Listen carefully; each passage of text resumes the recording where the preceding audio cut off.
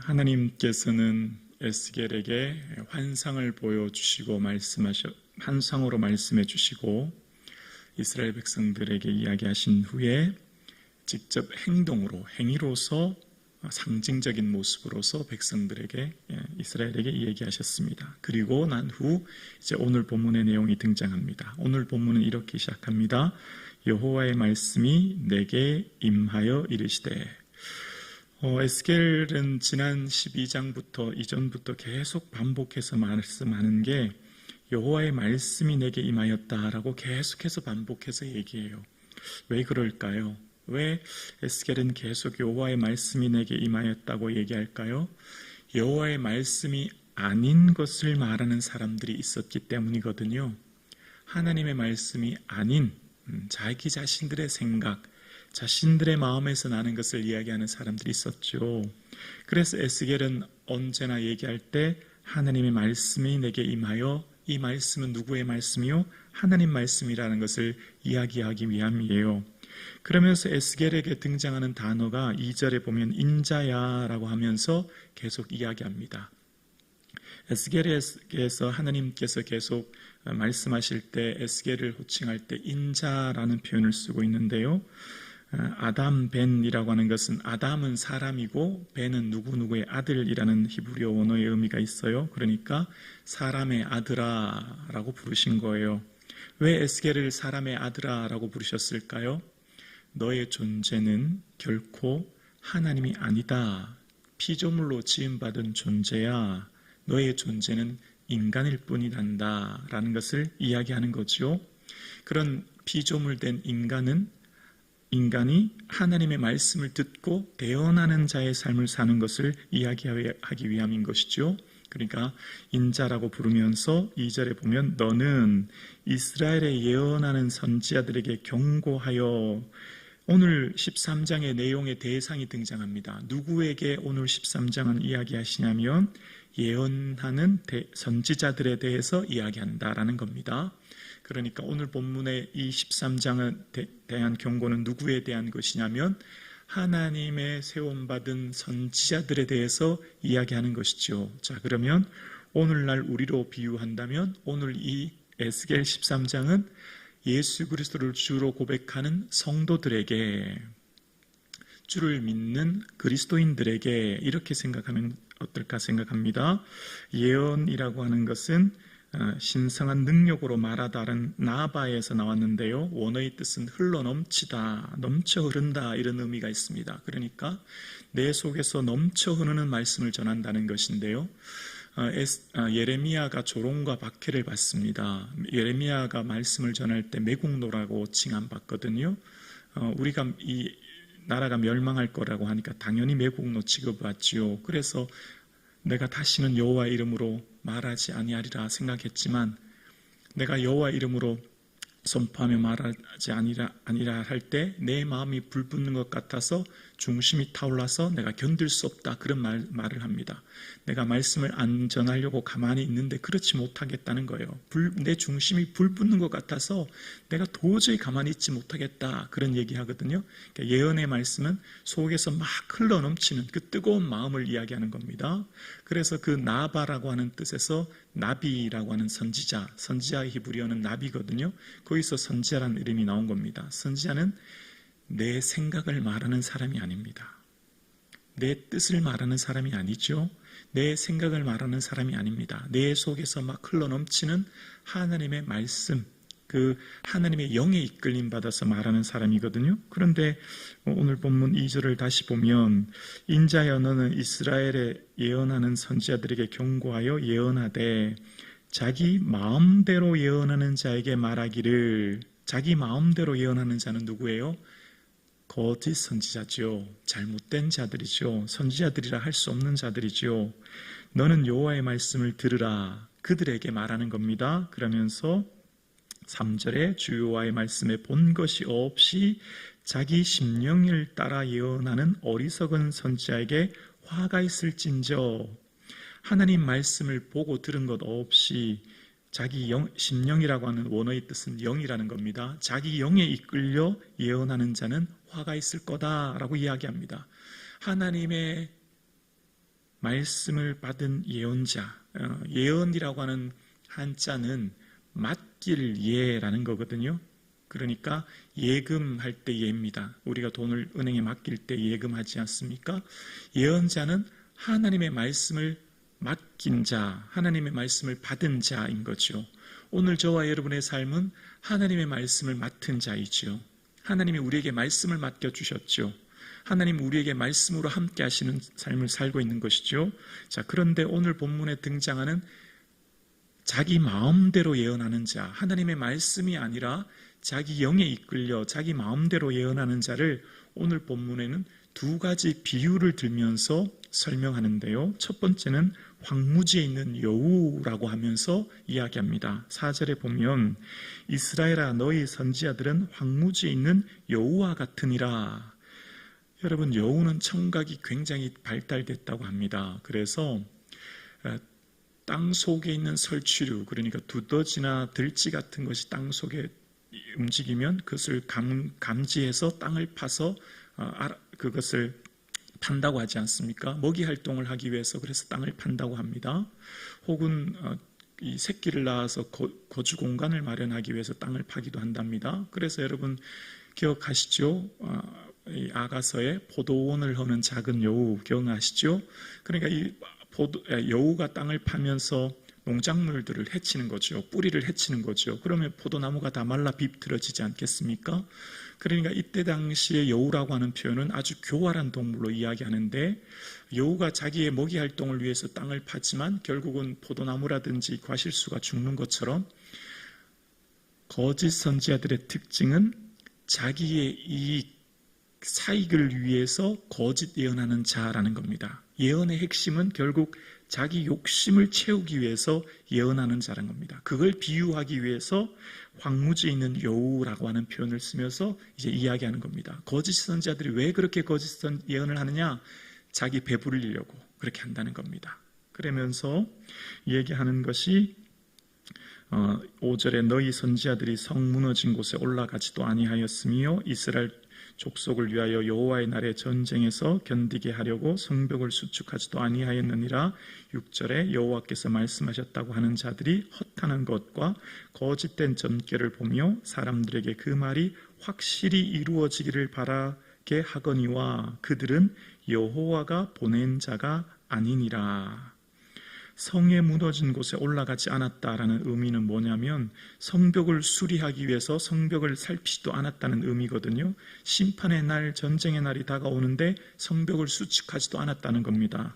전쟁을 대비하지 않게 한다는 겁니다. 왜냐하면 그런 전쟁이 오지 않을 것을 이야기하고 있기 때문입니다. 그러면서 6절에 보면 점괘라는 말이 나와요. 점괘, 점친다는 말이거든요. 여러분, 점치는 무당들, 점치는 사람들의 목적은 뭐예요? 그 점치러 오는 사람들을 사랑해서 하는 거예요? 그들을 위해서 하는 거예요? 아니죠. 자기 돈 벌려고요. 복채를 받으려고요. 많은 복채 챙기려고 점치는 거죠. 거짓 선지자들이 왜 거짓 예언해요? 복채 받으려고요. 많은 돈을 챙기려고요. 그러니까 이용하는 거죠. 이게 하나님 말씀이다. 아니요, 그렇게 하나님 말씀하신 적 없어요. 그런데 사람들의 그 불안한 심리를 이용해서 자기의 배를 불리려고 그렇게 하는 거죠. 그러니까 이 시대를 살아가면서 하나님 말씀을 들으면서 어떤 사람이 참된 그리스도인인가, 어떤 사람이 참된 목사인가, 어떤 사람이 참된 하나님의 사람인가는 그 사람의 삶의 내용을 살피면 알 수 있습니다. 그 사람이 왜 그렇게 이야기하며 살아가는지에 대한 내용은 그 사람의 삶의 내용을 보면 알게 되는데, 그 사람이 자기 욕심, 자기 사욕을 챙긴다, 그러면 100% 거짓 예언자, 잘못된 삶이다라는 것을 이야기하는 것이죠. 그러면서 이제 그런 사람들은 9절에 보면 공회에 들어오지 못하게 하고 호적에 기록하지 않고 땅에 들어가지 못하게 한다면서 하나님께서는 그들을 이렇게 책망하신다 말씀하십니다. 그러면서 두 번째 거짓 선지자들은 어떤 자들인가라고 하는 것을 보면 11절 보면 11절에 그러므로 너는 회칠한 자에게 이르기를 라는 표현이 나와요. 두 번째 거짓 선지자는 회칠한 자라는 겁니다. 자, 일반적으로 회를 칠하는 것은 무엇을 가리기 위해 회를 칩니다. 예를 들면 예수님께서 바리새인들에게 회칠한 무덤이라는 표현을 쓰셨어요.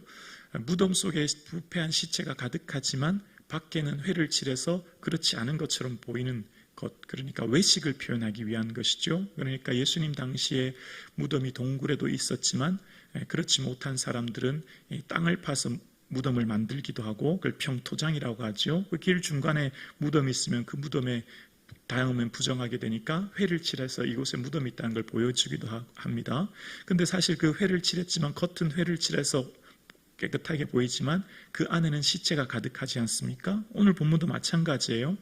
회를 칠하는 자들이 이제 담이 무너지는데 담이 있어요. 이 담이 건축물인 담이 예를 들어서 속에 금이 가요. 그러니까 위험합니다. 그런데 회를 칠하면 금이 간 게 보이지 않죠. 곧 무너질 텐데 회를 칠하면 무너지는 것이 보이지 않아요. 듣기 좋은 말만 하는 사람들, 멸망을 앞두고 있는데 멸망을 얘기하지 않은 사람들, 마치 아합 선지자가 아람과의 전투에서 올라갈 때 400명의 선지자가 올라가십시오, 승리할 것입니다, 그렇게 얘기합니다. 그런데 미가야 선지자, 참 선지자는 그렇지 않다고 얘기하지 않습니까? 그런데 거짓 선지자 400명의 말을 듣고 올라갔다가 아합 선지자는, 아합 왕은 전사합니다. 저 거짓 선지자 말 들으면 멸망의 길인 거지요. 좋은 말만 듣는다고 그게 정말 내 영혼을 위한 게 아닌 거지요. 그런데 오늘 본문에 보면 12절에 그 담이 무너짐즉 어떠한 사람이 너희에게 말하기를 그것이 칠한 회가 어디 있느냐 하지 않겠느냐. 담이 무너졌기 때문에 알고 보니까 정말 이거는 부실한 담이었다는 겁니다. 금이 가고 무너지기 일보 직전이었는데 회를 칠해서 결국 우리를 속였다는 게 드러난 거죠. 그러면서 14절에 보면 회칠한 담을 내가 이렇게 허물어서 땅에 넘어뜨리고 그 기초를 드러낼 것이라. 담이 무너진즉 너희가 그 가운데서 망하리니 나 여호와인 줄 알리라. 거짓 선지자들은 담에 회를 칠해서 경고한 것처럼 보이는 것처럼, 야, 걱정하지 마라, 하나님이 우리 민족 지키신다, 우리 시온 예루살렘이 걱정하지 마, 끄떡 없어, 바벨론 쳐들어와도 지켜주실 거야.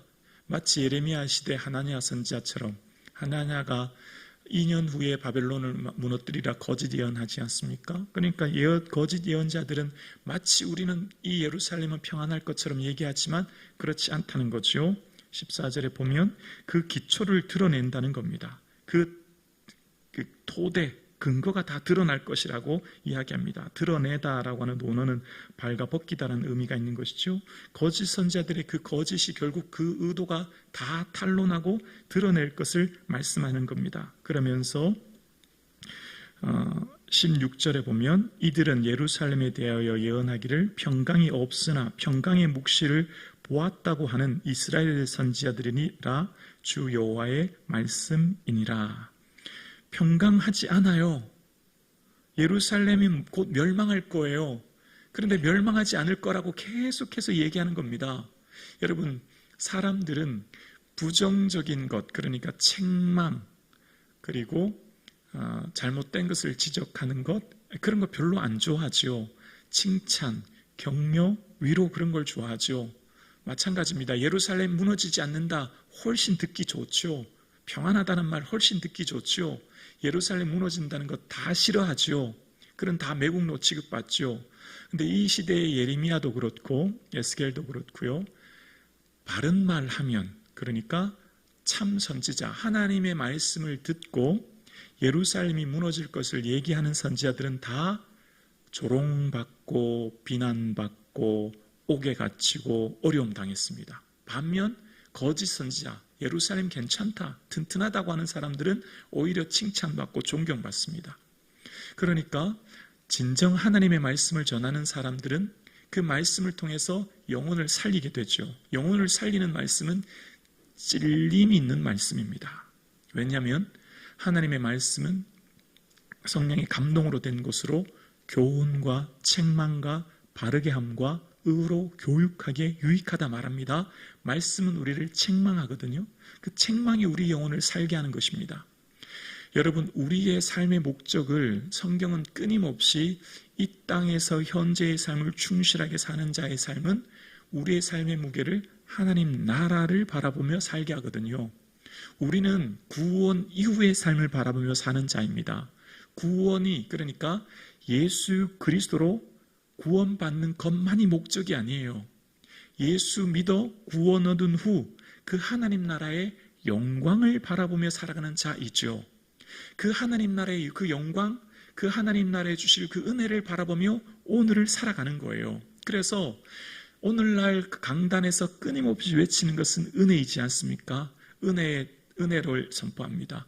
괜찮다고, 하나님 다 아신다고, 걱정하지 말라고 얘기하지만 사실은 우리의 삶 가운데 은혜도 중요하지만 그 사랑의 하나님을 선포하는 것도 중요하지만 또 하나 하나님은 공의의 하나님이시죠. 반드시 우리의 행한 대로 보응하시는 하나님이시죠. 그래서 히브리서 4장 13절에 보면 히브리서 4장 13절에 이렇게 말씀하십니다. 우리 함께 고백할까요?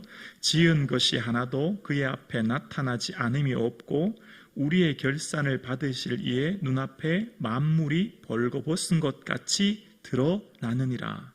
지은 모든 피조물들 마지막 그 결산의 날에 만물이 다 드러나게 된다는 겁니다. 모든 우리를 덮고 있는 외투를 벗듯이 우리의 모든 것이 드러난다는 거죠. 이것을 세번역 성경은 이렇게 얘기합니다. 세번역 성경에 보면 하나님 앞에는 아무 피조물도 숨겨진 것이 없고 모든 것이 그의 눈앞에 벌거숭이로 드러나 있습니다. 우리는 그 앞에 모든 것을 드러내 놓아야 합니다. 우리는 벌거숭이처럼 결국 다 이 땅에서의 모든 삶과 행동과 행위와 모든 것이 드러내놓을 날이 반드시 있다는 겁니다. 이것을 기억한다면 우리가 이 땅에서 어떻게 대충 살 수 있겠습니까?